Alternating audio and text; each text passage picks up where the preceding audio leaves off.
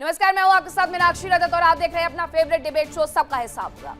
आस्था के आंचल पर जब भी मौका मिलता है कट्टरपंथी ईंट पत्थर बरसाने से बाज नहीं आते हैं। दिन बदलता है, तारीख बदलती है, लेकिन खुराफात का तरीका वही रहता है। सवाल यह है कि अमन में खलल डालने वाले इतने उत्पाती आखिरकार क्यों होते हैं?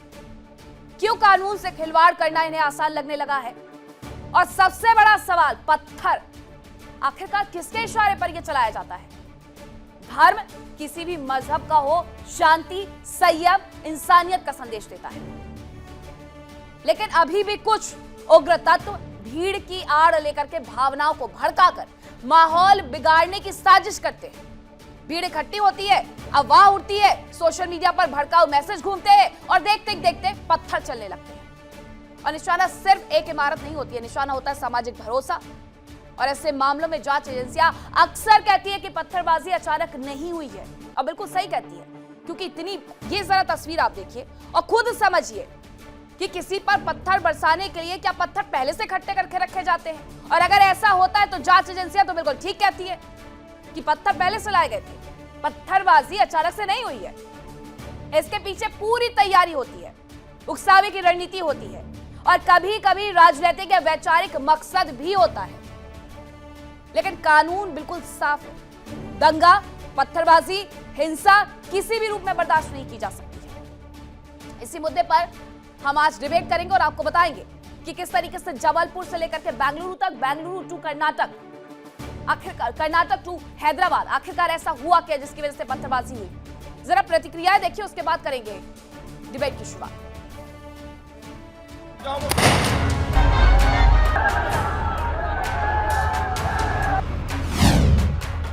देश के 3 बड़े शहर, जिहादियों ने बरसाए पत्थर।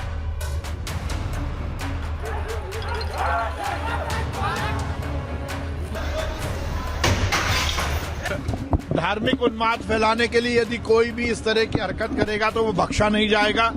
जंगल राज की तरफ मध्य प्रदेश आगे बढ़ता जा रहा है। मध्य प्रदेश कहीं ना कहीं जंगल राज की तरफ बढ़ता जा रहा है। आरती से आपत्ति, कट्टरपंथी है, बहुत खुराफाती।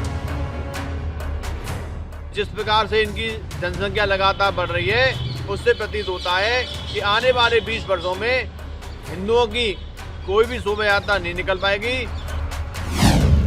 जबलपुर टू हैदराबाद, अमन के दुश्मनों का उत्पात।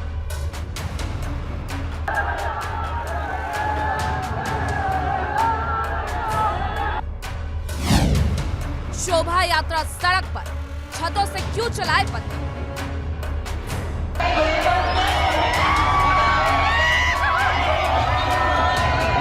ये शासन और प्रशासन का विषय है और ये जांच का भी विषय है कि जांच करके जो इसमें सत्य पाया जाए उसके ऊपर पुलिस को कार्रवाई करना चाहिए। नफरती पत्थर कब तक?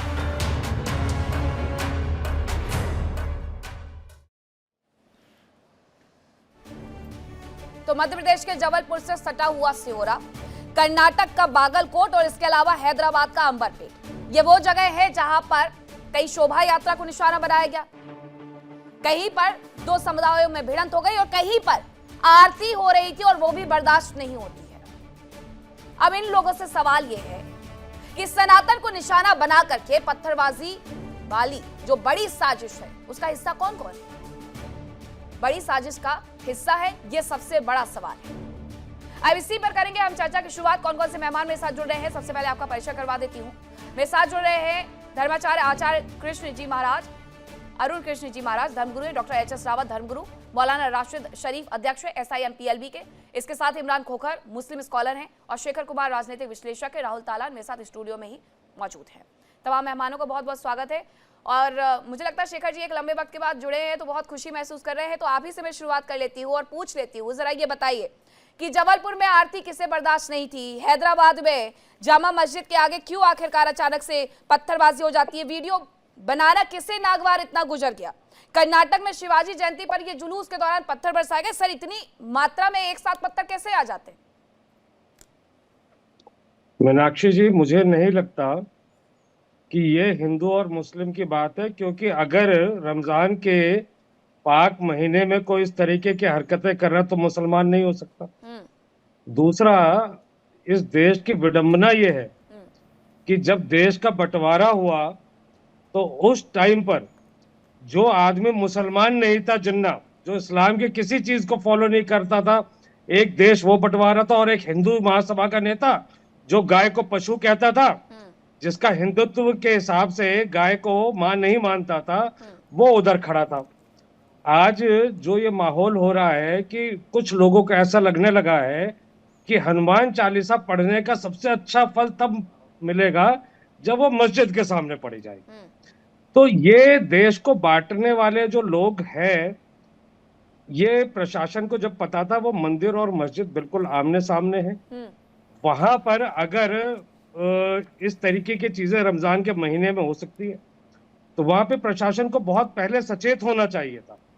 और ये प्रशासन का बहुत बड़ा फेलियर है, क्योंकि पिछले कुछ सालों से जो इस तरीके की घटनाएं बढ़ रही हैं, तो जो हिंदूवादी लोग ये कहते हैं कि मैं मतलब हम लोग हिंदू धर्म की रक्षा के लिए आए हैं, शेखर जी, मैं हमें आपकी बात सत्ता से कहीं दीजिए। तक अरे सहमत हिंदू नहीं हूँ। सुनिए, जबलपुर की घटना क्या थी वो मैं दर्शकों को थोड़ा अच्छे से बता देती हूँ कि यहाँ पर तनाव इसलिए हुआ कि मंदिर में रात को आरती हो रही थी और उसके बाद वहां पर जो स्पीकर की आवाज थी उससे लेकर के बहस, और उसके बाद फिर गलियों में ईंट पत्थर पड़े हुए दिखाई देते हैं। हैदराबाद में एक यूट्यूबर जामा मस्जिद के पास वीडियो बना रहा था। यूट्यूबर से कुछ लोगों ने मारपीट की। उन्हें आपत्ति थी कि जामा मस्जिद के पास वीडियो क्यों बनाया जा रहा है। और उसी दौरान छत्रपति शिवाजी महाराज की शोभा यात्रा गुजर रही थी दोनों समुदायों के बीच में। इस दौरान हंगामा हो जाता है और वहां पर बवाल होता है। ये तस्वीरें भी जरा देखते जाइएगा, ये जबलपुर की तस्वीर है। और कर्नाटक की बात करूं राहुल तालान जी, तो बागलकोट में शिवाजी जयंती का जुलूस निकल रहा था, उस दौरान ये किया गया। आपको पाक महीना रमजान का याद है, अच्छी बात है, होनी भी चाहिए। अब देश में जब हम बात करते हैं गंगा जमुना तहजीब की, तो क्या ये गंगा जमुना तहजीब है कि अगर थोड़ा सा लाउड स्पीकर तेज हो गया तो हम पत्थरबाजी कर देंगे? हम मस्जिद के सामने से शोभा यात्रा लेकर के नहीं निकल सकते हैं राहुल तालान जी। ये देश भारत है, पाकिस्तान या बांग्लादेश नहीं है कि यहाँ पर ये सोचना पड़ेगा कि मस्जिद के बाहर से जाए या मंदिर के बाहर से ना जाए। देखिए, मुसलमानों की इंटॉलरेंस अपने चरम पे। वो बात करते हैं कि हम ये नहीं करने देंगे, हम शोभा यात्रा नहीं निकलने देंगे, हम बुत परस्ती नहीं करने देंगे, हम मूर्ति पूजा नहीं करने देंगे। हर चीज़ से दिक्कत है मुसलमानों को। मुसलमानों को म्यूजिक से दिक्कत है, मुसलमानों को किसी की आरती हो रही है उससे दिक्कत है। तो एक चीज़ समझ लेनी चाहिए भारत के बारे में। भारत जो है वो एक अलग टेम्परामेंट का देश है। यहाँ जो विकास है या जो सभ्यता है हमारी, वो संस्थागत सभ्यता है और हमने बहुत सारी चीज़ों पे डिस्कशन किया है। ऐसा नहीं है कि भारत जो आज आपको दिखाई देता है वो कई हजार सालों की सभ्यता है हमारी। उस सभ्यता में हमने म्यूजिक पे काम किया है, उसमें हमने कल्चर पे काम किया है, उसमें हमने अपने विचारों पे काम किया है, दर्शन पे काम किया है। हमारे यहाँ रंगीनियत है, हम होली भी खेलते हैं, हम शोक पे भी काम करते हैं, शोक मनाते हैं, हम खुशी भी मनाते हैं। हम में सब कुछ है जो एक देश में होना चाहिए। तो हमारी जो हम कोई अरब नहीं है जहां कुछ था नहीं, हमारे पास सब कुछ था। हम कल्चर से बहुत अच्छे लोग रहे हैं, हमने विचार दिए दुनिया को, हमने अपने विचार परिपक्व किए, हमने बहस की, हम कोई कुएं के मेंढक नहीं थे। तो हमको ये समझ लेना चाहिए, सारे मुसलमानों को ये समझ लेना चाहिए कि आपका जो धर्म है वो आयातित है यहाँ। तो अब जब वो आयात हुआ है तो आपको इस चीज से दिक्कत नहीं होनी चाहिए कि हिंदू कैसे अपना धर्म मनाते हैं। आपको बुत परस्ती से दिक्कत हो सकती है लेकिन हिंदुओं को नहीं है। तो हिंदू बुत परस्ती करते हैं, आपको ये चीज अपने जहन में बिठा लेनी चाहिए और ये भी जहन में बिठा लेना चाहिए कि भारत कभी भी इस्लामिस्ट नहीं होगा।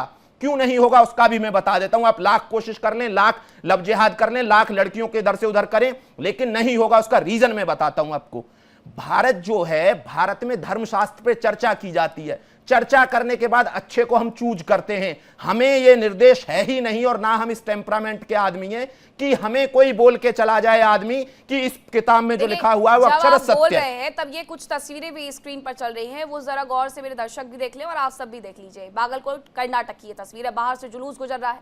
अगर वहां पर लोगों के हाथ में भगवा झंडा है, प्रभु श्री राम के नाम का झंडा है, तो मस्जिद में बैठे हुए लोगों को दिक्कत आखिरकार डॉक्टर एच.एस. रावत क्यों हुई? वहां मस्जिदों में पहली बात तो ये कि पत्थर इस तरीके से आ कैसे जाते हैं? देखिए मीनाक्षी जी, सबसे बड़ी बात यह है कि पत्थर आते कहाँ से हैं और उसका उद्देश्य क्या होता है।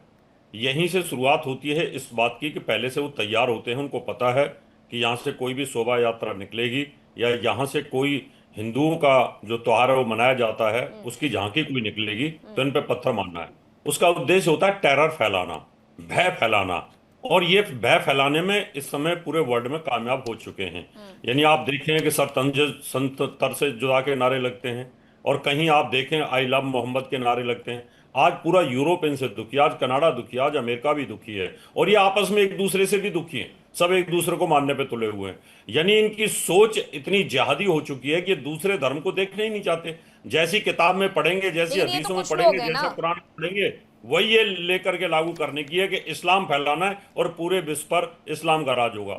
जिसके दिमाग में मदरसे के अंदर जहर भर दिया जाता है कि बुत परस्ती खराब है, दूसरे जो धर्म जो अल्लाह को नहीं मानते हैं उन सब का कत्लेआम कर दो, उन पर पत्थर फेंको, उनका गला रेत दो, अगर वो मान जाते हैं, दीन को मान लेते हैं तो ठीक है। जब इनके दिमाग में ये चीज भरी जाएगी तो फिर वो करेंगे क्या? और फिर हमारे जो ये भाई हैं हिंदुस्तानी, ये तो कन्वर्टेड हिंदू हैं इमरान पूरे की खट्टर जी, पूरी, ऐसा ही है क्या? इनके दिमाग में ज्यादा जहर भर ऐसा ही दिया है है। क्या जैसा डॉक्टर एच.एस. रावत कह रहे हैं कि मन में जहर भर दिया जाता है और उस वजह से ये फिर पत्थरबाजी देखने को मिलने लगती है?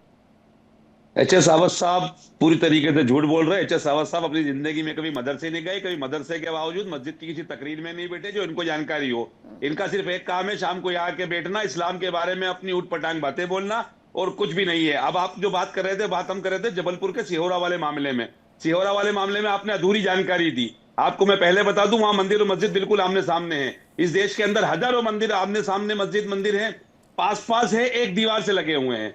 सिहोरा के अंदर कुछ समय पहले वहां के शांति समिति की एक मीटिंग हुई थी। उस मीटिंग के अंदर यह तय किया गया था कि 10 बजे तक मस्जिद के अंदर तरावी की नमाज हो जाती है, 10 बजे बाद वहां पर आरती शुरू की जाएगी और अच्छा। दोनों प्रोग्राम अपनी जगह चलते रहेंगे। मेरी वहां लोकल व्यक्ति खोकर से साहब बात ये हुई है। बताइए, खोकर साहब ये बताइए, क्या इस्लाम में ये जायज है कि जहां पर मंदिर हो वहां पर नमाज अदा कर सकते हैं, जहां पर घंटा घड़ियाल बजते हो वहां नमाज अदा की जा सकती है, वहां सजदा किया जा सकता है? आप ये बताइए मुझे।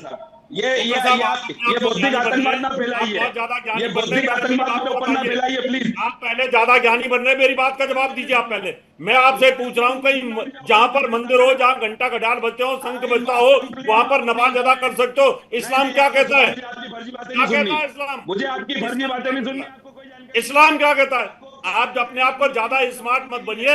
आपको जो मैं पूछ रहा हूँ वो जवाब दीजिए। मीनाक्षी जी, आपने सवाल इमरान मुझसे खट्टर पूछा जी, था, पहली और बात सबको आपने पूछा था। शुरुआत बिल्कुल आपने गलत की। आपने शुरुआत बिल्कुल गलत की। आपने क्या कहा कि कमेटी की एक मीटिंग होती है जिसमें ये तय होता है कि 10 बजे तक पहले वहां पर नमाज होगी और उसके बाद मंदिर में आरती होगी।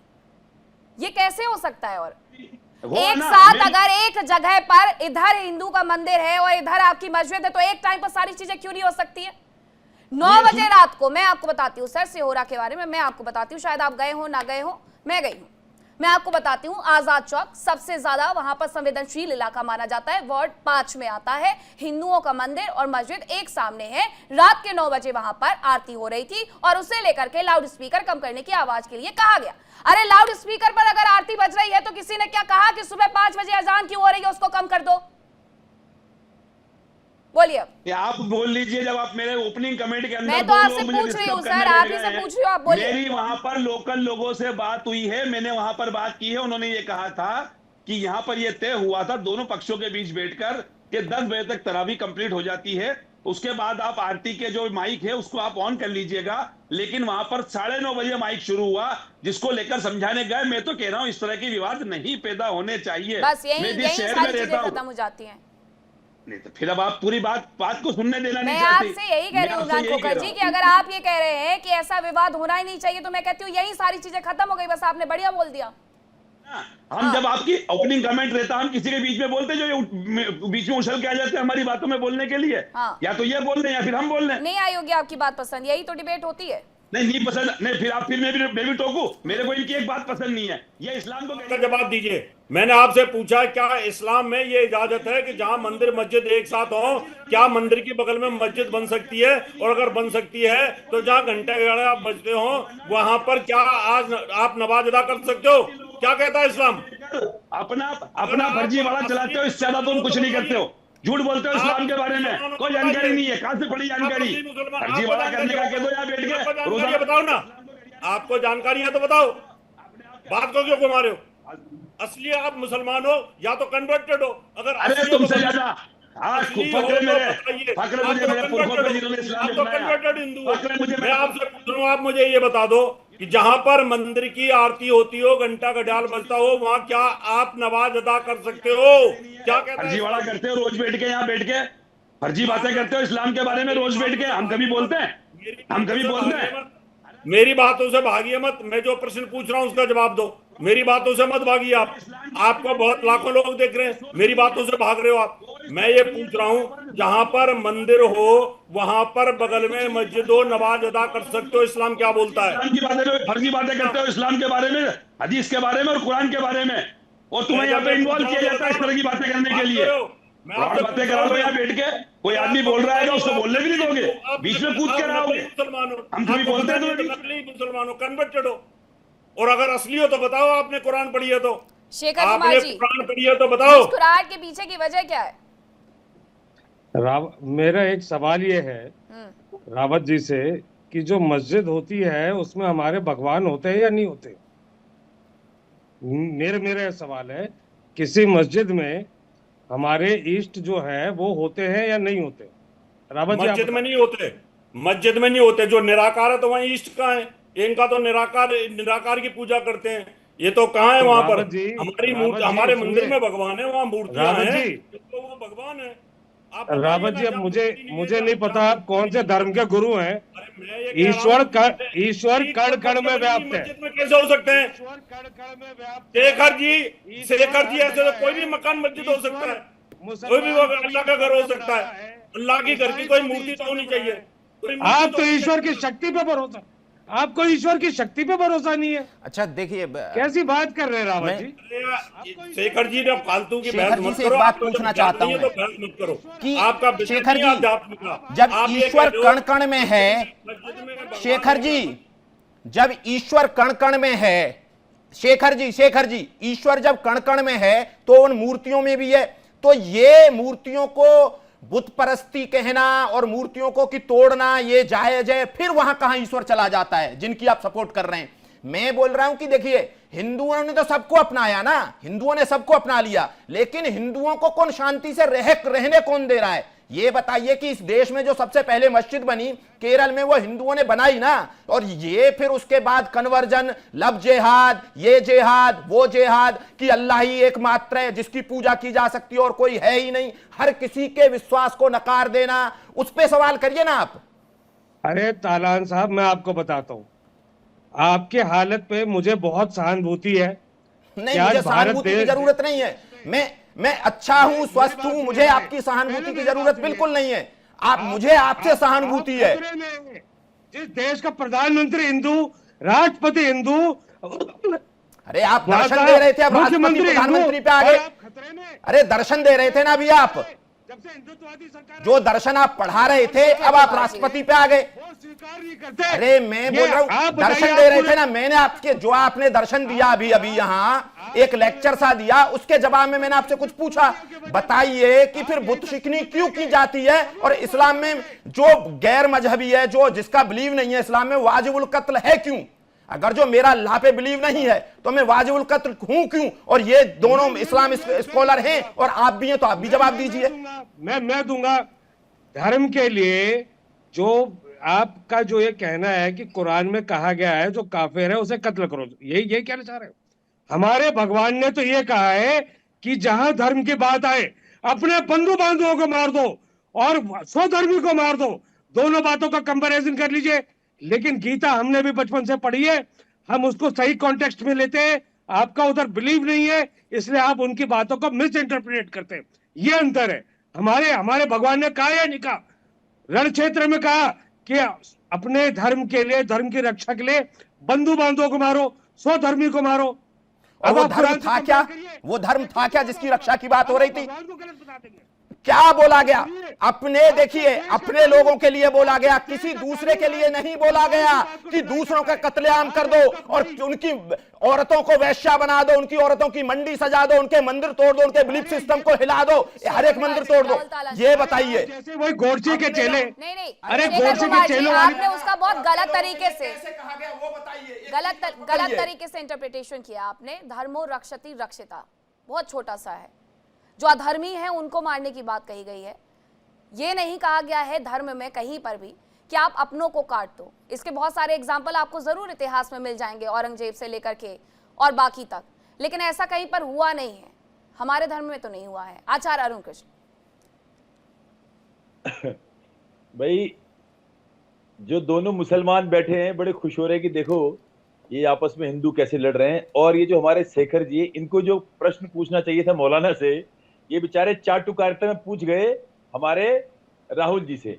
इन्होंने पूछा एक प्रश्न कि भाई जब निराकार है तो वो मस्जिद में भी होगा, तो भैया जब अल्लाह निराकार है तो फिर मस्जिद बना के रहे हो? जब अल्लाह के ना नाक कान मुंह कुछ है नहीं, निराकार है, तो मस्जिद भैया बना के रहे हो? ये प्रश्न तो आपको पूछना चाहिए था मौलाना से, क्योंकि स्ट्रक्चर उनमें अलाउड नहीं है। एक मिनट आराम से बात, एक मिनट सुन लो, पहले मेरी बात सुन लो, इतने उतावले मत हो भैया। जब अल्लाह निराकार है, दिखता ही नहीं है, तो फिर मस्जिद बनाने की आवश्यकता क्यों है? और इस्लाम में तो किसी तरह का स्ट्रक्चर हराम है, लेकिन फिर भी प्रश्न क्या हुआ, चाटुकारिता की पराकाष्ठा करते हुए जो प्रश्न पूछा था मौलाना से, वो प्रश्न पूछा इन्होंने हिंदू से ही। चलो कोई बात नहीं, मैं शेखर जी से जानना चाहता हूँ, क्या पता कभी शेखर जी के घर कोई मौलाना आता हो, 5 रुपए देकर उनको टॉफी खाने बाहर भेज देता हो सकता है ऐसा कोई मौलाना के घर पे आता हो, इसलिए थोड़ा इन्हें ज्ञान ज्यादा है, मुसलमानों के बारे में ज्यादा बड़े पक्ष लेते हैं। मैं दे दूंगा आपको अभी 5 रुपए की। अरे तुम्हारा 10 रुपए की मेरे से। अरे भैया सुन तो लो, मेरी बात पूरी बोलने दो। दूसरी बात, जो इन्होंने भगवत गीता कोट करी वो इन्होंने कृष्ण भगवान के बारे में बोला, लेकिन यहाँ पर बात हो रही है एकम ब्रह्म द्वितीय नास्ति नेह नास्ति किंचिन। यहाँ पर बात हो रही है उस निराकार ब्रह्म की, जिस निराकार ब्रह्म की वेदों में संकल्पना है।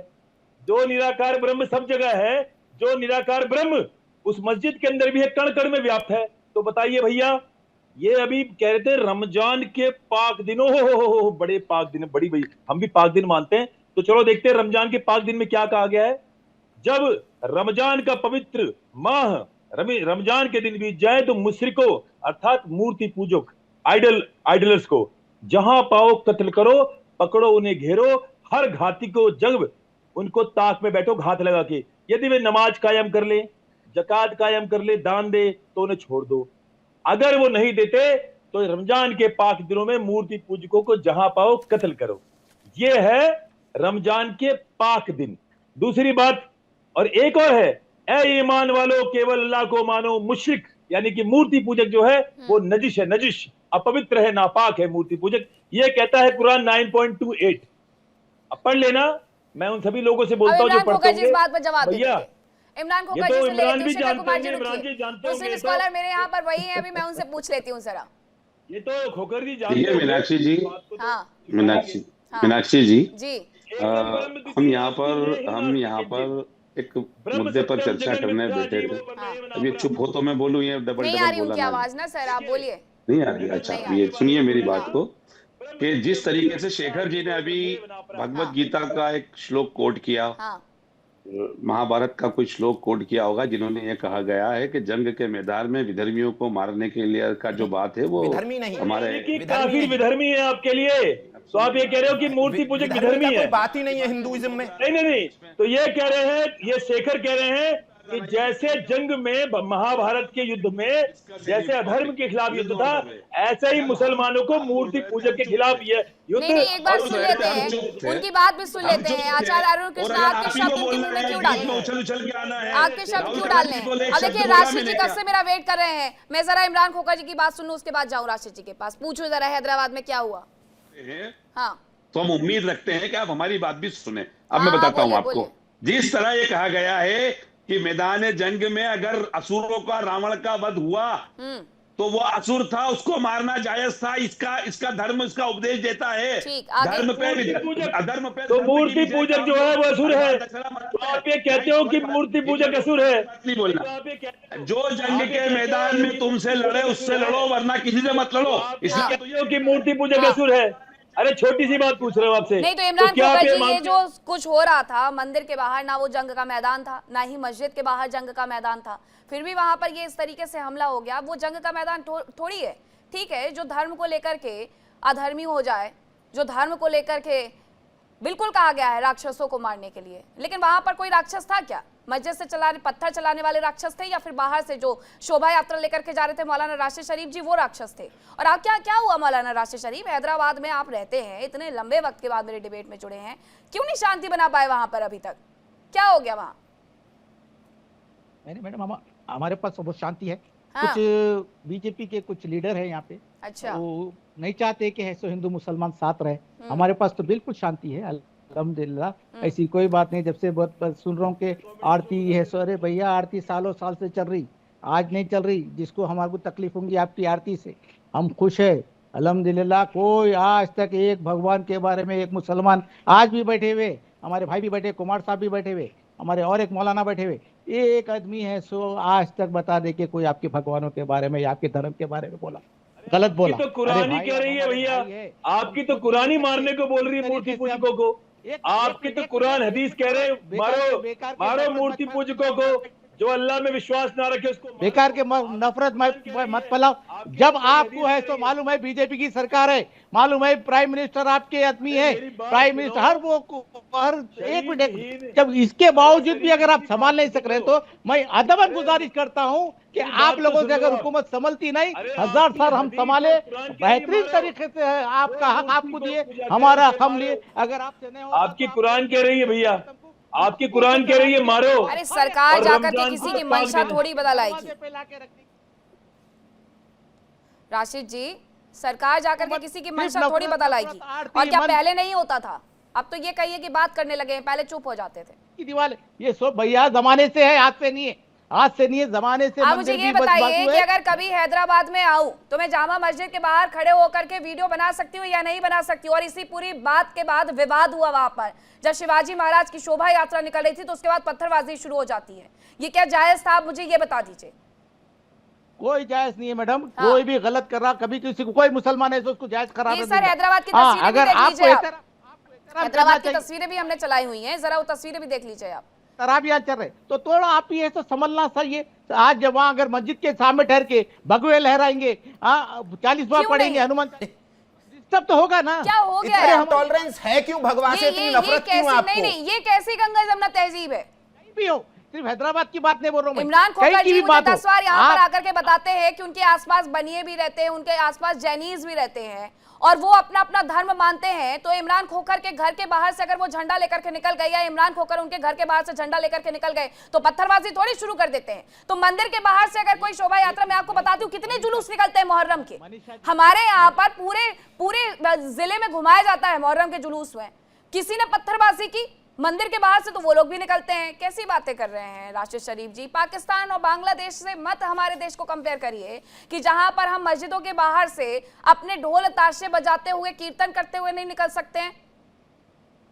ये हुकूमत की चाल है, ये कोई पत्थरबाज नहीं है। आज रमजान का महीना है, रमजान का आज दूसरा रोजा है, सब इबादतों में लगे हुए, सब नमाजों में लगे हुए, सब इबादत में बता रहा हूँ ना आपको। कोई भी है सो अल्हम्दुलिल्लाह, अल्लाह का करम यह है कि खासकर हिंदुस्तान पे हर मुसलमान हिंदुस्तान के लिए दुआ करता, हिंदू भाइयों के लिए दुआ करता, हमारे भाई जितने हिंदू भाई मुसलमान भाई भाईचारा के लिए दुआ करता। ये महीना वो है। यहाँ पे नफरत के लिए हमारे पास जगह ही नहीं है, ना इस्लाम में जगह है ना मुसलमानों के पास जगह। अगर कोई तस्वीर आगे बताइए। बिल्कुल मुसलमान नहीं। अगर इस तरीके से आपसे एक प्रश्न, बस एक प्रश्न पूछ लूं आपसे राशिद जी, एक प्रश्न पूछ लूं? यदि आप बोले तो पूछ लूं एक प्रश्न आपसे। बोलिए बोलिए बोलिए स्वामी जी बोलिए। अच्छा एक बात बताइए, क्या पत्थर मारना मुसलमान के लिए उनके ईमान का हिस्सा है या नहीं, बता दीजिए बस। पत्थर मारना उनके ईमान का हिस्सा है नहीं है, इतना बताइए। बिल्कुल नहीं है, बिल्कुल नहीं, बिल्कुल नहीं है, बिल्कुल नहीं। मक्का में शैतान को पत्थर मारते हो ना? मैं आपको बता रहा हूँ, शैतान को पत्थर मारते हो आपके साथ। मैं अगर नहीं मैं बता रहा हूँ, सुनिए। पत्थर मारना बिल्कुल गलत बात है, ये बिल्कुल हमारे हिसाब में नहीं है ना। मैं आपको बता रहा हूँ, मैं आपसे भी अगर दिल में आपसे देखिए, क्या पता आपका कभी दिमाग सही हो जाए, तुरंत हमारी तरफ आ जाओ, हमारे भाई बन जाओ। क्या पता, कभी जीवन में कुछ पता नहीं समय का। तो इसलिए बड़े प्यार से बात कर रहे हैं आज कि ये बता दो कि मक्का में आप लोग शैतान को पत्थर मारते हो ना वहां जाके, तो इसका मतलब वो ईमान का हिस्सा वो पत्थर मारना नहीं। उतनी दूर मत जाइए। अपन हिंदुस्तान में हिंदुस्तान की बात करिए। उतना दिमाग आपका नहीं है, आपका उतना दिमाग नहीं है और वो चीजें आप समझ भी नहीं सकते। आप वो चीजें समझ भी नहीं सकते, आपके पास उतना दिमाग भी नहीं है। साधारण सी बात पूछ रहा हूँ, मैंने कोई घुमा के पूछा नहीं, मैं तो केवल एक छोटा सा प्रश्न पूछ रहा हूँ अपनी जानकारी के लिए, अपनी जानकारी इकट्ठा करने के लिए पूछ रहा हूँ कि क्या मुसलमान के लिए, मैं तो एक जानकारी के लिए पूछ रहा हूँ कि मक्का में जो आप पत्थर मारते हो शैतान को, तो इसका मतलब मुसलमान के लिए पत्थर मारना अरे ईमान का नॉलेज हिस्सा से है। किसी का ताल्लुक थोड़ी होता है, दे दीजिए ज्ञान। आपका ताल्लुक नहीं है ना सर उससे। अरे अगर नॉलेज आपका से जिससे किसी का ताल्लुक है वो ताल्लुक नहीं बताइए। होता है फिर तो। नॉलेज से किसी का पेट थोड़ी भरता है, बोल लेने दीजिए, बता दीजिए ना आप। नहीं है ये बताइए आप। हाँ सनातन धर्म के बारे में कुछ ही पूछिए, कुछ भी पूछिए, मैं बुरा नहीं मानूंगा, आती हूँ शेखर जी। बिल्कुल प्यार से जवाब दूंगा। कोई भी सनातन धर्म के बारे में कोई प्रश्न पूछिए, आपको आपत्तिजनक से आपत्तिजनक पूछिए, मैं उत्तर दूंगा उसका, पूछिए कुछ भी। हम नहीं पूछ सकते सर। हमारे पास हमारा आप जवाब दे दीजिए, आप जवाब दे दीजिए। क्या मुसलमान के लिए पत्थरबाजी, पत्थर मारना शैतान को उनके ईमान का हिस्सा है? बड़ा बड़ा सरल प्रश्न है मेरा, क्या मुसलमान के लिए पत्थर मारना ईमान का हिस्सा है? क्योंकि वो मक्का में जाके पत्थर मारता है शैतान को, तो क्या बिल्कुल ये नहीं ईमान है। का हिस्सा है? नहीं, मैं बोल रहा हूँ बिल्कुल नहीं है। तो फिर वो गलत मारते हैं पत्थर, फिर वो मक्का में पत्थर गलत मारते हैं, आप उसका विरोध करते हैं? बिल्कुल गलत है, बिल्कुल गलत है, बिल्कुल गलत है। लेके आके कौन रखता, वो पुलिस बताना चाहिए कौन लेके आके रख रहा, कौन शर फैला रहा, कौन दंगा करने के चक्कर में है, ये सब सामने आना चाहिए ना सर। अरे हम पुलिस बिजी वालों हैं को तो नमाज़ों खुद में। ही चोटें आई हैं, आपको सब कुछ पता है, आप बताइए चाहे ना बताइए। पुलिस फोर्स ने ही वहां पर मौके पर पहुंच करके चीजों को शांत करवाया और पुलिस वालों को खुद ही वहां पर चोटें आई हैं, आंसू गैस के गोले दागने पड़े। हैदराबाद की मैं बात कर रही हूँ। शेखर कुमार जी क्या कह रहे थे आप? मैं एक सवाल पूछ रहा था कि अभी ये मौलाना राशिद लतीफ जी को इनवाइट कर रहे थे, एक बार को मान लेते ये अगर हाँ कर दे तो इनको कौन सी जाति देंगे आप? जब ये अगर हिंदू बन जाएंगे तो ये क्या ब्राह्मण बनेंगे या क्या बनेंगे? ये जो बनना चाहे। और क्या प्रोसीजर है ये भी बता दीजिए। कानूनन किसी को मैं इनको अपना भाई बनाऊंगा, अपना भाई। जाति बता अपना भाई कौन सी देंगे? अपना जाति कौन सी देंगे? सनातनी बनाऊंगा, हिंदू सनातनी बनाऊंगा। और जहां चाहेंगे हिंदू, कौन सी जाति का हिंदू? अपनी वर्ण दूंगा, अपना वर्ण, अपनी जाति दूंगा। आपकी कौन सी जाति है? भगवा चोला में पहना के, मेरा नाम अरुण कृष्ण है, इनका नाम होगा साजिद कृष्ण। और बोलो, जैसे मेरा नाम अरुण कृष्ण है। आपकी जाति कौन सी है? अरुण कृष्ण बता तो दिया, अरुण कृष्ण नाम है मेरा, अरुण कृष्ण। नहीं है। इनका नाम रख दूंगा मैं वरुण कृष्ण। भारतीय परंपरा से शायद अनभिज्ञ है कि जात ना पूछो साधु की, पूछ लीजिए ज्ञान, मोल करो तलवार का, पड़ी रहने दो म्यान। हैं शेखर जी? सुभाष चंद्र बोस के देश में देश बांटने वाले दंगाचार्य बैठे हैं जो इस तरीके की बातें कर रहे हैं। देखिए आपको मुझे लगता है कि कुछ चीजें मैं याद दिला देती हूँ। मैं इसीलिए लिस्ट लेकर के आई थी क्योंकि ये एक दिन की स्टोरी तो है नहीं, ये हर दिन की घटनाएं हैं। 2026 अभी हाल फिलहाल की 3 घटनाएं अभी हम टीवी पे चला भी रहे हैं। इसके अलावा मैं बात करूं तो बेंगलोर में ही 2026 में जनवरी में पत्थरबाजी हुई थी। इसके अलावा आप बात करें अमरोहा उत्तर प्रदेश, 2026 महाशिवरात्रि की पूर्व संध्या पर कांवड़ यात्रा के दौरान पथराव हुआ, पुलिसकर्मी घायल हुए। झारखंड में 25-26 में जनवरी 2026 में केरीडारी हजारीबाग में सरस्वती मूर्ति पूजन के दौरान पथराव। मार्च 2025 में हजारीबाग के जामा मस्जिद चौक के पास रामनवमी की मंगला शोभा यात्रा पर पथराव। बहराइच में उत्तर प्रदेश में 2024 में दुर्गा मूर्ति विसर्जन। नूह में 2023 में, वडोदरा में 2024 में, जहांगीरपुरी में अप्रैल 2022 में, करौली राजस्थान में अप्रैल 2022 में, कर्नाटक में 1993 में, अलीगढ़ में 2006 में, बिहार में 2018 में। सब कहां पर किस चीज के लिए पथराव? जब शोभा यात्राएं निकल रही थी। अब शेखर कुमार जी आपसे जवाब नहीं, मुस्लिम स्कॉलर बैठाए हुए हैं, फिर आपको कोई बोल देगा मुस्लिम स्कॉलर तो आपको बुरा लग जाएगा। तो जरा ये बताइए इमरान खोखर जी क्यों? और ये लिस्ट सिर्फ 2022 तक की बताई है मैंने, 2026 से 2022 बड़ी घटनाएं बहुत सारी छोड़ दी। 2014 के बाद से बता देता हूँ। हाँ 2014 के पहले भी, पहले मैं बात में बताता हूँ, पहले नहीं बाद में बताता हूँ। पहले जाएंगे तो बात अलग हो जाएगी। जब इस तरह की धार्मिक यात्राओं के डीजो पर ये गाने बजेंगे कि मुल्ले काटे जाएंगे और राम राम चिल्लाएंगे और मुल्लों का नाकाजी का ये देश है वीर शिवाजी का, और भारत का हर एक मुल्ला जय श्री राम बोलेगा, जब इस तरह के आपत्तिजनक गाने डीजो से बजेंगे तब तक दूसरी तरीके से भी रिटेलिएट होगा, जो कि नहीं होना चाहिए। दुर्भाग्यपूर्ण है। हमें इस देश के अंदर पिछले कई सालों से मेरे और आपके पुरखे तमाम तर त्योहार बनाते आ रहे हैं, साथ मनाते आ रहे हैं, आज भी मनाते आते हैं। मानेंगे कि मुसलमान का ईमान है पत्थर मारना, मुसलमान के ईमान में पत्थर मारना है, मानते नहीं। और बीच में आ जाते हो। जब आप बोले मैं चुपचाप बेटा सुन रहा था ना, एक शब्द बोला मैं आपके किसी के भी बीच में? मैंने तो आपसे एक प्रश्न पूछा, आपने जवाब नहीं दिया। बस डिबेट को मॉडरेट ना कीजिए। अगर कोई एक आदमी बोले तो उसकी बात पूरी होने दे। जब आप बोलते हैं मैं खामोशी से सुनता हूँ। हमारा निवेदन स्वीकार कीजिए, आप भी हमारी बात सुनिए। नहीं, मैं आपकी बात सहमत रहिए। अरे अच्छा, नहीं, आपकी बात सुन रहे हैं। अरे मैंने आपसे प्रश्न पूछा, एक प्रश्न का उत्तर दे दीजिए, मैं चुप होकर सुन लूंगा। मैंने एक प्रश्न, बस एक प्रश्न, केवल एक प्रश्न। मैं क्या आपके साथ केबीसी खेलने में जाऊं तो प्रश्न के जवाब दूंगा, आप मुझे इनाम दोगे? मैं अपनी बात रखने आया हूं, आपके सवालों के जवाब देने नहीं आया हूं। के लिए भैया, अरे मैं सीखना चाह रहा हूं आपसे, सामान्य ज्ञान के लिए। सिखाता हूँ। आप तो क्रोधित हो जाते हो। मैं ये पूछ रहा हूँ, पत्थर मारना शैतान को क्या मुसलमान का ईमान का हिस्सा है? ये जानना चाह रहा हूँ बस मैं। हजरत इब्राहीम अलैहिस्सलाम को जब अल्लाह ने कहा कि तुम अपनी बीवी और अपने बेटे को मक्का की इस पहाड़ी पर अकेले छोड़ आओ, तब हजरत इब्राहीम अलैहिस्सलाम ने अल्लाह की बात को मानते हुए अपने बीवी बच्चों को तनहा छोड़ने के अल्लाह को उनको एग्जाम लेना था, इम्तिहान लेना था। इस दौरान 3 मर्तबा शैतान ने उनको बरगलाया कि तुम मत करो ऐसा काम, अल्लाह के काम। तो शैतान को उन्होंने सिंबॉलिकली उन्होंने 3 बार पत्थर मारे। और ये तरीका हमारे इस्लाम में सिंबॉलिकली सांकेतिक है, इसीलिए आप इसको पत्थरबाजी से ना जोड़िए। वो हमारे इस्लाम का एक रुक्न है, हज का एक रुक्न है। अरे मैं जानना चाह रहा था। अच्छा एक मैं, हाँ, तो मैं ये देवदासी प्रथा क्या बताइए सनातन में? क्या चीज दोबारा बताइए? आप जवाब दीजिए, बताइए देवदासी प्रथा क्या है? देवदासी नाम की कोई प्रथा सनातन धर्म वेद में नहीं है। पूरा दक्षिण भारत में चल रही है साहब। कोई नहीं है। मैं तो अभी कुरानिक बातें कर रहा हूँ, आप मुझसे वेदों की बात कीजिए। क्या होता है? अरे अरुण केशरी जी बताइए, नियोग क्या होता है आपके इसमें? सुनिए, मैं बताता हूँ नियोग क्या होता है। मैं बताता हूँ ना, सुनिए तो। मैं बता रहा हूँ नियोग, मैं बताता हूँ ना नियोग। अरे बता रहा हूँ नियोग, सुन लो ना, शांत होकर बताता हूँ नियोग क्या होता है। बताता हूँ, सुनिए। नियोग उस काल खंड में, पत्थर तो आप आज भी मारते हो, मैं उस काल खंड में नियोग की बात बता रहा हूँ। सुनिए तो, अरे सुनिए तो, पत्थर तो आप आज भी मारते हो, आज भी हज पे जाओगे पत्थर मारोगे।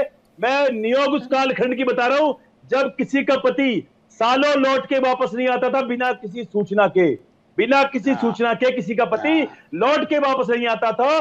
तो जब पता चलता था कि ये उसका पति लौट के कभी वापस नहीं आएगा, उस पे उसके परिवार के किसी सदस्य से, किसी भी युवा से उस पत्नी का विवाह कर दिया जाता था। इसको नियोग कहते हैं। कौन करता था? कौन विवाह करता था? बताइए ना। जो भी युवा पुरुष। और ये बता रहा हूँ, ये उस कालखंड में था, ये उस कालखंड का सिस्टम था। आपको नहीं लगता इमरान खोकर जी, आपको नहीं लगता कि आप डिबेट से कहीं बाहर निकल गए हैं? हाँ, आपको नहीं लगता कि आप डिबेट से कहीं बाहर निकल गए हैं?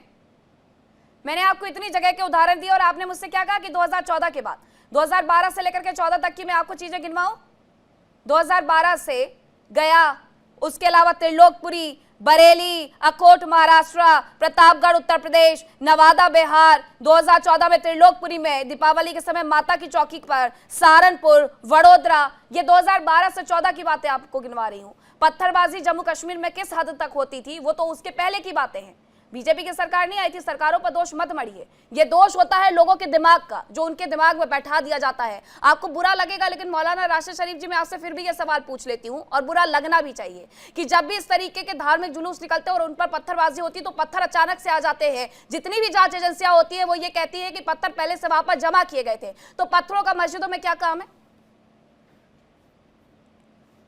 पत्थरों का मस्जिदों में कोई काम नहीं है मैडम। क्यों थे? यहाँ पे है सो आप मैं एक बात बता रहा हूँ, 19 तकरीबन है सो जितने भी अपने देश पे हमले हुए, चाहे पुलवामा हो या जितने भी हुए, चाहे गुजरात राइट्स हो, चाहे सो मुजफ्फर राइट्स हो, और है सो पुलवामा हो या पहलगांव हो, ये जितने भी हुए, कितने लोग मरे, ये तो सिर्फ अपन बात पत्थर की कर रहे हैं। आज 100 चैनल हैं, ये पूरे बातें पूरे पत्थर की पक गई, दीवार पूरे आवाम हिंदुस्तान की पक गई कि हर एक के हाथ में पत्थर। ये पत्थर आ रहा कैसा, मैं भी जानना चाहता हूँ। क्या कर रही है गवर्नमेंट, क्या कर रही है देश, क्या कर रहा, पुलिस क्या कर रही, पत्थर क्यों आ गया, और मस्जिद के पास ही क्यों लाके डाल रहे हैं, क्यों ये तमाशे कर रहे हैं। अरे सुनो यार, मैं आपसे अच्छी बात कर रहा शोभा यात्रा को तमाशा बोल रहे हैं, हिंदू शोभा यात्रा को तमाशा बोल रहे हैं। गलत बात। देखिए बिल्कुल। और राशिद शरीफ जी, मौलाना क्या कर रहे हैं? क्या सिखा रहे हैं कि किसी का धार्मिक जुलूस निकले और उसमें जाकर के पत्थरबाजी कर दो, हर बात सरकार से जोड़ दीजिए। तो आप यहाँ पर सरकार क्यों नहीं संभाल पाई इस स्थिति को? कर्नाटक में सरकार क्यों नहीं संभाल पाई इस स्थिति को?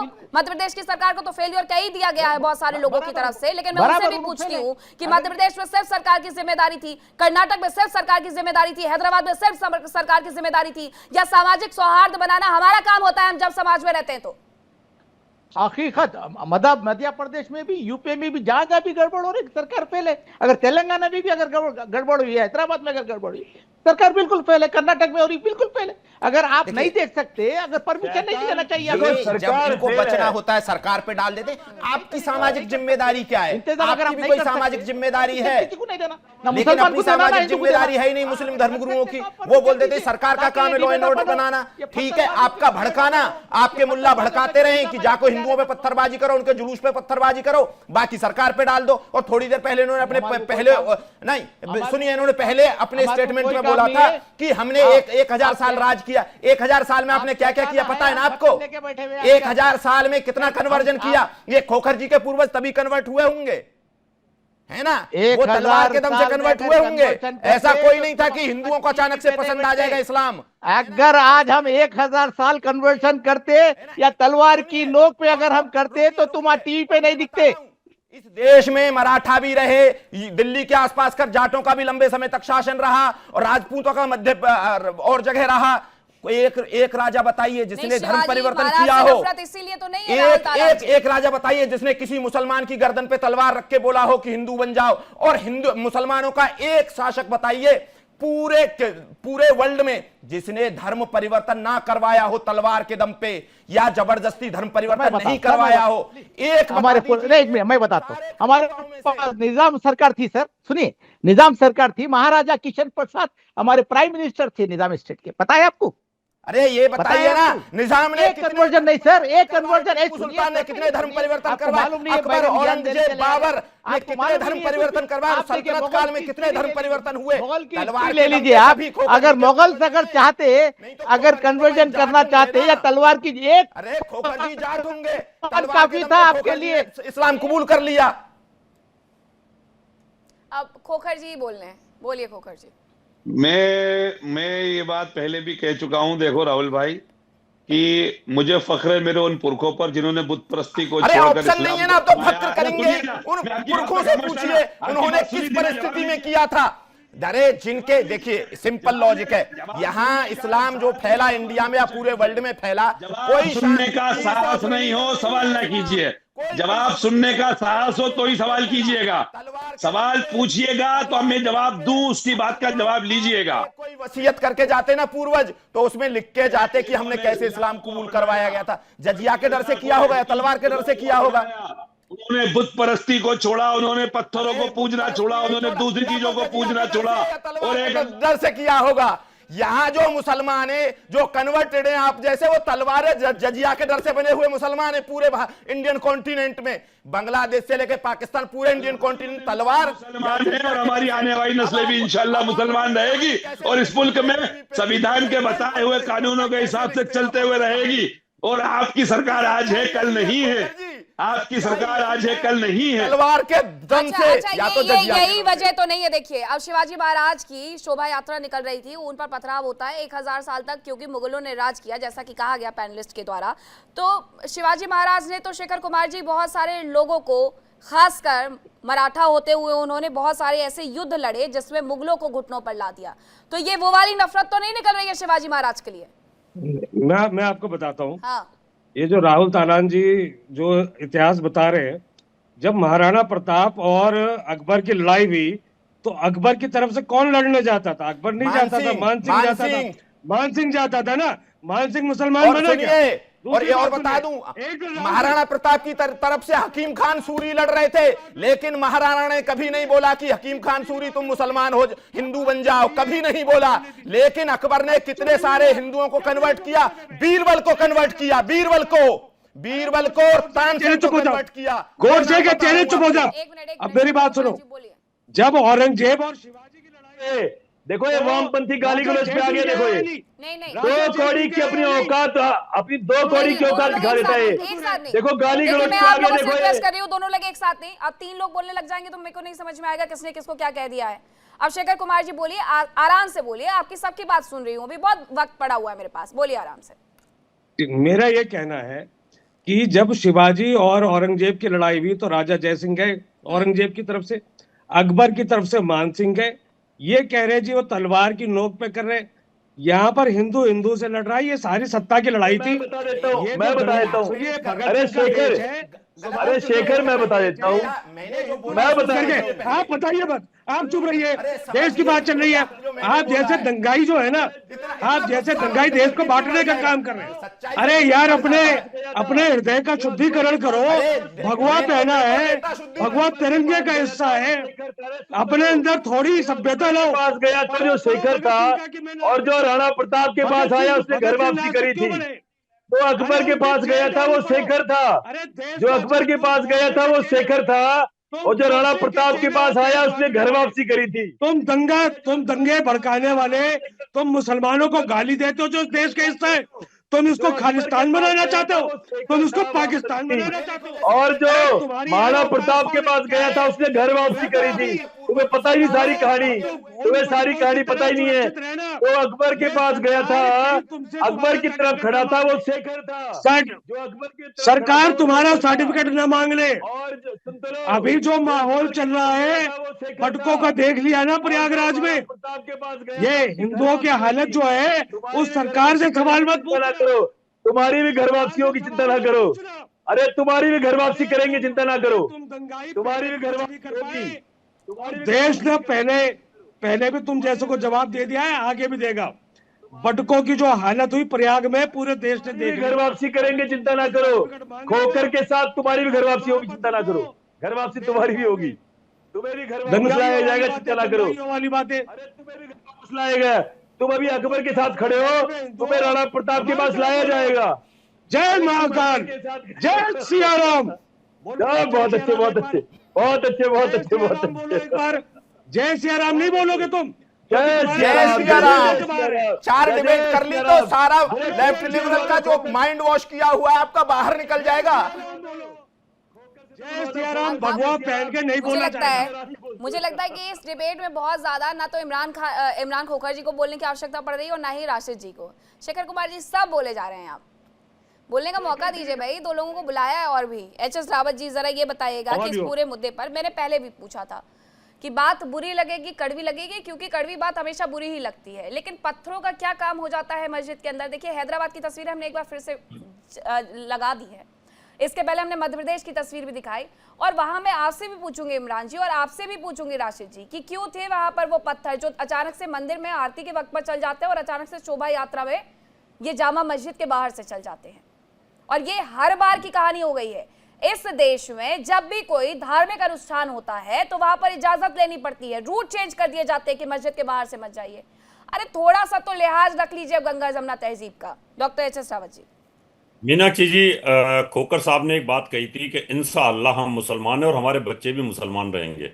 जिस दिन इनके बच्चों को ये पता चल गया कि खोकर साहब जो है ना, हमारे पिताजी ये जाट थे और ये किसी वजह से कन्वर्ट हुए थे, उसी दिन इनके बच्चे ना इस्लाम को छोड़ देंगे और उस दिन वो अपने उसी घर वापसी पे हो जाएंगे जिसकी शेखर जी कह रहे थे कि कौन सी जात में थे। ये खोकर में थे, कन्वर्ट होंगे खोकर में चले जाएंगे, और जो मलिक थे वो मलिकों में चले जाएंगे, जो राजपूत थे वो राजपूतों में चले जाएंगे, आपके सनातनी व्यवस्था के चक्कर में गुजरों में चले जाएंगे। पहली बात मैं बता रहा हूँ, वो अपने नाम उन्होंने हटाए थोड़ी है तुम्हारी तरह, है ना। आप तो ये छिपे हुए पर्दे के अंदर मुसलमान हो, आप तो वही काम कर रहे हो ना जो पहले किया था औरंगजेब के टाइम पे। अरे मैं सच्चा देशभक्त इंसान हूँ। लोग ही तो मान भगत सिंह और सुभाष चंद्र बोस के रास्ते पे चलता हूँ। लोग ही तो मान सिंह जैसे लोग थे ना, कि जो चापलूसी करते थे अकबर की और चापलूसी करते थे औरंगजेब की, बाबर की, उनकी वजह से ही तो ये कन्वर्ट हुए, नहीं तो कन्वर्ट होने की क्या जरूरत थी। ये तो बड़ी शाही कास्ट के लोग हैं, ये तो लड़ने वाली कास्ट है पूरी की पूरी, जो आज ये मुसलमान बन के बैठे हुए हैं। अगर ये कन्वर्ट होते हैं तो वापस वहीं पे आ जाएंगे। घर वापसी का मतलब है जहां जिस घर से आपकी तरह भितरघाती उस समय भी थे और आज भी टीवी पर बैठे हुए हैं शेखर जी, अभी भी वक्त है। वैसे तो आपने बोल दिया जय महाकाल और जय सिया राम। ये अच्छी बात है कि आपको सद्बुद्धि आ गई है थोड़ी टीवी डिबेट बोलिए, आप भी लेकिन बोलिए जय मैं सिया अपनी राम। बात पे आता हूं, मस्जिदों के अंदर पत्थर क्यों होते हैं? क्योंकि जो नमाज के बाद, जुम्मे की नमाज के बाद जो मौलाना जो भड़काऊ भाषण देता है, जो मूर्ति पूजा के खिलाफ, जो इस्लाम को ना मानने वालों के खिलाफ जो भाषण देता है, उसका ये नतीजा होता है कि वहां पर पत्थर रखे जाते हैं। हर मस्जिद में पत्थर कहीं ना कहीं मिल जाएंगे आपको, बम बनाने की चीजें मिल जाएंगी आपको, AK-47 मिल जाएगी आपको, डायनामाइट मिल जाएंगे आपको, मदरसों में मिल जाएंगी सारी चीजें। आप मुसलमानों के घर में सर्च कर लीजिए, सबको कट्टा मिलेगा, सबको चाकू हथियार मिलेंगे, सबको कहीं ना यहाँ कहीं मिले ना मिले, लेकिन बांग्लादेश में मिलेंगे। कई जगह मिल चुके हैं, और ये सब कोई जानते हैं। इमरान खोखर जी भी बहुत अच्छे से जानते हैं, हंसने से काम नहीं चलेगा। इमरान खोखर जी, आप जानते हैं कि वहां पर मिली हैं चीजें, वहां पर मिली हैं चीजें। और अगर आप तो खुद देखिए इमरान खोखर जी, आप लोगों के साथ, सुनिए सर, सुनिए इमरान खोखर जी, सवाल ही है आप ही से है, नहीं जा रही हूँ।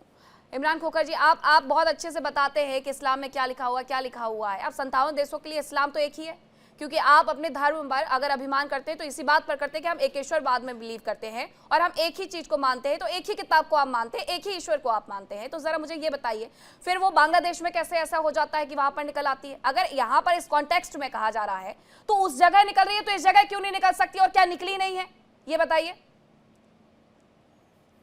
देखिए मीनाक्षी जी, मैं सामान्य सभी पैनलिस्ट से निवेदन करूंगा, मेरी बात अगर हो, मैं किसी के बीच में नहीं बोलता हूँ। ये बार बार बीच में बोल देते हैं, बात कट जाती है, तो या तो ये बोल ले फिर हम बोल ले। अब मैं आपको ये चलता हूँ। देखिए इस्लाम क्या कहता है?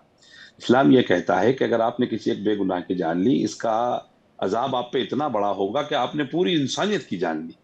एक बेगुनाह को मारना इस्लाम में इतना बड़ा गुनाह है कि पूरी इंसानियत को मारा जाए। लेकिन अब बांग्लादेश, बात पूरी तो होने दीजिए, बात तो मैं आपके ही मुद्दे पे आ रहा था।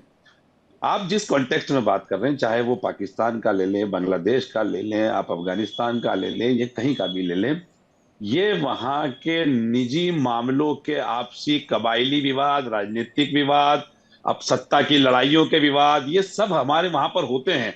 लड़ाइयां हो, उससे हमें इस्लाम का कोई लेना देना नहीं, वो सत्ता की लड़ाइयां हैं। शेख मुजीबुर रहमान के घर पे, राष्ट्रपति के घर पे उन्हीं की सेना घुस गई और बच्चों बड़ों सबको मार दिया, तो इसका मतलब इस्लाम, दोनों मुसलमान, दोनों तरफ। लेकिन वो सत्ता की नहीं समझे इमरान खोखर जी, सवाल बहुत सिंपल था। इमरान जी एक बार फिर से शुरुआत करती हूँ, इमरान जी फिर से एक बार शुरुआत करती हूँ। हाँ ठीक है, बोलिए। नाथूराम गोडसे ने एक हिंदू को मारा, तो क्या ये इसको मैं हिंदू कॉन्टेक्स्ट में देखने जाऊं कि हिंदू ने हिंदू को मारा तो हिंदू धर्म ये सिखाता? नहीं, वो एक अपराधी था। उदाहरण मैं तो आपसे हमेशा बोलती हूँ ना, आप एक उदाहरण लेकर के दशकों तक चले आ रहे हैं उसी को भुनाते हुए। एक नया उदाहरण भी तो लेकर के आइए इमरान खोखर जी। और आप ये कहते हैं कि अगर किताब में ये नहीं लिखा हुआ, ये लिखा हुआ है, तो वो वहां के मुसलमानों को क्यों नहीं पता? और पॉलिटिक्स में क्या ऐसा हो जाता है कि मैं अपने मंदिर में किसी को असलाहा बारूद रखने की इजाजत दे दूं? ऐसा हो जाता है क्या आचार्य अरुण कृष्ण जी? आप दे देंगे इजाजत कि ठीक है, बाहर माहौल बहुत गर्म है, पॉलिटिक्स चल रही है, हमें इसको जिताना है या इसको जीतना है, मेरे मंदिर में आई और आकर के वहां पर ऐसी सामग्री रख दीजिए जिसकी वजह से 1000 लोगों की जान चली जाए? वो इजाजत होती है क्या? और अगर वो इजाजत नहीं होती है तो ये भी इजाजत नहीं होनी चाहिए कि पत्थर को रख दो और जब आवश्यकता पड़े उसे फेंकना शुरू कर दो। देखिए मीनाक्षी जी, आपने खूब पूछ लिया इनसे, लेकिन इन्होंने ये एक बार आलोचना नहीं करी पत्थरबाजों की। इससे पता चलता है कि पत्थरबाज जिसके पत्थर मार रहे हैं वही शैतान, वही ईमान, वही है पत्थर। क्योंकि अभी बड़ी अच्छी बात बोली हमारे रावत जी ने, आदरणीय रावत जी ने, कि खोखर जी और शेखर जी, दोनों नाम भी बड़े मैच करते हैं, इन दोनों की एक साथ घर वापसी कराओ तभी इस देश में शांति बहाल होगी। ये दोनों ही, इन दोनों की घर वापसी बड़ी आवश्यक है। दूसरी बात, अगर ये कहते हैं कि बांग्लादेश के अंदर, चलो मान लो बड़ी बात इनकी करते हैं, बांग्लादेश के अंदर 17-18% हिंदू थे, मार काट के खत्म कर दिए गए, जबकि उसमें 82 से 85% हमारे दलित हिंदू भाई थे, गरीब, बिल्कुल बहुत गरीब, अति गरीब लोग थे वो, जिनको मुसलमानों ने मार के खत्म कर दिया। अच्छा, आपको ताजा खबर बताऊं, अभी मुसलमान आतंकवादियों ने आज पुलवामा पे हमला किया, कल भी सैनिकों के ऊपर मुसलमानों ने कल भी किया है। तीसरी बात, कश्मीर में कौन सी सियासी बात थी भैया, जब तुमने 100 मस्जिदों से एक साथ वो पागल उन्मादी आतंकवादी मस्जिदों के मौलाना चीखे और बोला कि काफिरों कश्मीर खाली कर दो और अपनी बहन बेटियां छोड़ जाना, और बाद में मार काट शुरू हुई और इतना मारा काटा गया कि एक बच्ची, जो हो सकता है शेखर की बहन बेटी हो सकती है, मेरी बहन बेटी हो सकती है, किसी की बहन बेटी हो सकती है, गिरजा टिक्कू को 20 मुसलमानों ने बलात्कार करके उसको आरी से बीच में से काटा गया। भैया कौन सी राजनीति इसके अंदर है?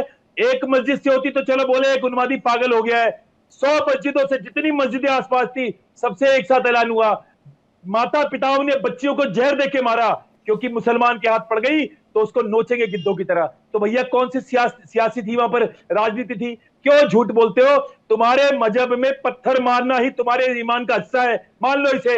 और कोई खोकर हो, चोकर हो, टोकर हो, पोकर हो, कभी नहीं मानेंगे कि मुसलमानों के साथ समस्या है। मुसलमान और आतंकवाद, मुसलमान और दंगा, मुसलमान पत्थरबाजी, राम रहीम के चेले, मेरी बात सुनो। कर सकते जब तक आप मर्ज को नहीं पहचानोगे, अब ये तो जब तक आप ये बात नहीं मानोगे कि हाँ हमारे मजहब ये समस्या है, तब तक उसको आप दूर कैसे करोगे? आप कभी मानते नहीं हो कि हाँ मुसलमानों के साथ आतंकवाद।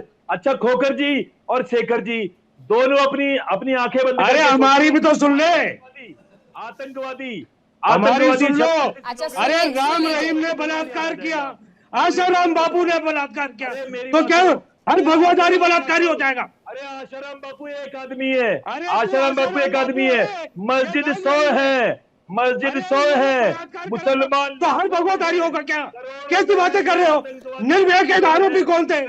अरे तुम पूरे कम्युनिटी को, तुम देश को बांटने वाले। टाइम मत कर, लॉजिक ला, लॉजिक, लॉजिक ला, लॉजिक, लॉजिक से बात करो। ऐसे ऐसे करने से कुछ ना होगा। लॉजिक से बात करो, तर्क से, तर्क से बात करो। अरे तर्क की बात कर, आशाराम बापू ने करा या नहीं करा? कोर्ट ने क्या कहा? राम रहीम ने बलात्कार किया या नहीं किया? तो तुम अरे बलात्कारी हो गए। जेल में है, सारे मुसलमान जेल में नहीं है। देश को बांटने की बात करते हैं शेखर जी, वो देश जब देखो, इस बंटा था शेखर की भी घर वापसी कराओ, देश इस बट शेखर चुका है की ना भी एक घर बार। वापसी कराओ, की बात शेखर की भी घर वापसी कराओ। कोई सच्चा हिंदुस्तानी शेखर की भी घर तुम्हारी वापसी सुनने कराओ, वाला नहीं है। इस शेखर की भी घर वापसी अरे कराओ। हम शेखर माननी की भी घर चाहिए कि वापसी ये देश जब बटा तुम था तो जैसे आप जैसे जहरीले लेफ्ट लोगों लिबरल के की वजह से बटा था। और एक और चीज बता दूं आपको, शायद आपको हिस्ट्री पता ना हो कि जब ये उत्तर प्रदेश यूनाइटेड प्रोविंस होता था तो यहाँ के मुसलमानों ने मुस्लिम लीग को 57 सीट दी और गए नहीं पाकिस्तान। देश को बंटवाने वाली विचारधारा के मुसलमान अभी भी यूपी में हैं, लेकिन आप पढ़ के नहीं आएंगे। आपको डिफेंड करना है जबरदस्ती। अरे तुमने देश बंटवाया है, तूने देश बंटवाया है। मुस्लिम लीग के साथ मिलकर सरकार बनाई, 1942 में बनाई या नहीं बनाई? 1942 में मुस्लिम लीग, हिंदू महासभा ने मिलकर सरकार बनाई ना बनाई?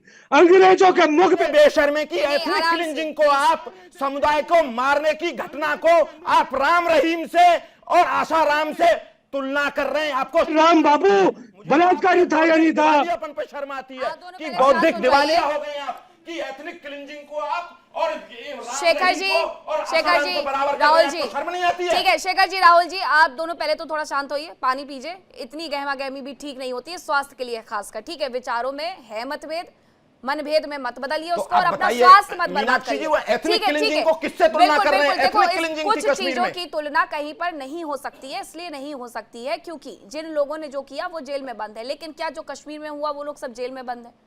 अब मैं जरा राशिद जी से पूछ लेती हूँ, इमरान जी आप भी इस बात पर बारी बारी से जवाब दीजिएगा। राशिद जी मुझे बताइए कि उत्तर प्रदेश की सरकार से, मुख्यमंत्री से आप में से किसी ने कहा था कि वो ऐसा कहते हैं, ऐसा कहते हैं, ऐसा कहते हैं। अब मैं आपको याद दिलाती हूँ पिछले साल क्या हुआ था। होली का वक्त क्योंकि आने वाला है, सारी मस्जिदों को ढक दिया गया था ताकि वहां पर रंग ना पड़े। अरे आपकी आस्था का इतना ख्याल रखा गया और आपको तब भी ये लगता है कि आपकी आस्थाओं पर ठेस पहुंचती है, वो भी तब जब आपके यहाँ से, मैं नहीं कह रही कि आपने, मैं कह रही हूं आपके यहां से जब पत्थर चलते हैं फिर भी आपको लगता है कि धार्मिक आस्था पर चोट वहां पर हो रही है जहां ये कहा जा रहा है कि मस्जिदों को ढक दो, रंग ना पड़ जाए, और ये सरकारें करवा रही हैं। और बताइए, बोलिए राशिद शरीफ जी। मैं यहाँ पे राशिद जी आपकी आवाज चली गई है। इमरान खोखर जी आप इस बात का जवाब दें। ये मीनाक्षी जी, अगर किसी धार्मिक त्योहार की वजह से, मेरे अपनी बात बता रहा हूं मैं, अगर किसी इस्लामिक धार्मिक त्योहार की वजह से हिंदू मंदिरों को ढकना पड़े तो ये मेरे लिए शर्म का विषय होना चाहिए, न कि गर्व का विषय होना चाहिए। इस देश के अंदर पिछले कई सालों से, हजारों सालों से हिंदू और मुसलमान साथ रहते हुए आ रहे, साथ त्योहार मनाते आज भी। मेरे पिताजी जब नमाज पढ़ने जाते तो कई बार जैन समाज के लोग गाड़ी पे बिठा के साथ ले जाते कि हम छोड़कर आएंगे, ये हमारा हिंदुस्तान है। मैं जब मस्जिद में मेरे साथ में मेरे दोस्त घूमते हैं ना, तो मैं कहता हूँ कि चल रहे मेरी नमाज का टाइम हो गया, तू फटाफट मंदिर जो होकर आ, तो मैं ये कहता हूं क्योंकि वो मेरे दोस्त और हम साथ जाते हैं, साथ रहते हैं, साथ खाते, साथ पीते, साथ मर जाएंगे, इसी मुट्ठी के अंदर चले जाएंगे। लेकिन ये धर्म के नाम पर लड़ाने वाले काम हमारी परवरिश का हिस्सा, मेरे खून का हिस्सा, मेरे माँ बाप के द्वारा दिए गए संस्कारों का हिस्सा नहीं है। इसीलिए मैं आपसे सब कहीं नहीं देखने को मिलते ना इमरान जी, ये भी तो देखिए, आपकी तरह अगर लोग मिल जाएंगे तो क्यों पत्थरबाजी हो? नहीं होगी ना। जब अगर डीजे की धुन पर मुसलमानों को गाली नहीं बकी जाएगी, पत्थर नहीं आएगा, फूल आएगा। आप गाली बकना बंद कर दीजिए, फूल आना शुरू हो जाएंगे, पत्थर बंद हो जाएंगे। जहाँ की आप बातें कर रहे हैं ना, 2004 फूल बरसाए जाते हैं। से 2014 तक तो बीजेपी नहीं थी, पत्थरबाजी तो थी। बताइए इंसिडेंट। अरे मैंने तो अभी गिनवाए, मैंने अभी गिनवाए आपको। बिहार से लेकर के यूपी तक मैंने आपको कितने गिनवा दिए, 2012 से 14 तक के मामले गिनवा दिए इसी डिबेट में। कहाँ थे इमरान खोखर जी? घटना का नाम बताइए, शहर का नाम बताइए। 1947 में फिर से सुनवा देती हूँ। नहीं 47-45 में मत जाइए, यहीं रहिए। 2012 से 14 के चिड़िया भी नहीं थी। कितना मारा गया हिंदुओं को? 14 के बीच में डायरेक्ट एक्शन डे। मैं आपको बता रही हूँ, वडोदरा 2014 में गणेश विसर्जन के दौरान, सहारनपुर उत्तर प्रदेश में, यहाँ पर भी भूमि विवाद जो कि धार्मिक जुलूस में बदल गया, त्रिलोकपुरी में माता की चौकी के दौरान, मुजफ्फरपुर में, नवादा बिहार में 2013 में ढाबे पर खाने को लेकर के धार्मिक विवाद शुरू हो गया, अकोटा महाराष्ट्र में 2012 में धार्मिक जुलूस के दौरान गंभीर पथराव हुआ, बरेली उत्तर प्रदेश में 2012 में कांवड़ यात्रा पर पथराव हुआ, गया बिहार में 2012 में रामनवमी की शोभा यात्रा पर पथराव हुआ। सर ये 2012 से 14 के बीच की बातें थी, ये मत कहिए कि उसके पहले ऐसा नहीं होता था। आप सबका बहुत बहुत धन्यवाद मेरे साथ जुड़ने के लिए, इस डिबेट का हिस्सा बनने के लिए। फिलहाल रुकिए छोटे से ब्रेक के लिए, आप नहीं बच जाएगा। इंडिया डेली पर खबरों का सिलसिला लगातार जारी। देखिए इंडिया डेली 24/7 अब आपकी स्मार्ट टीवी पर। इंडिया डेली मौजूद है सभी डिजिटल प्लेटफॉर्म पर लाइव और लगातार। इंडिया डेली 24/7 हर दिन राष्ट्र को समर्पित।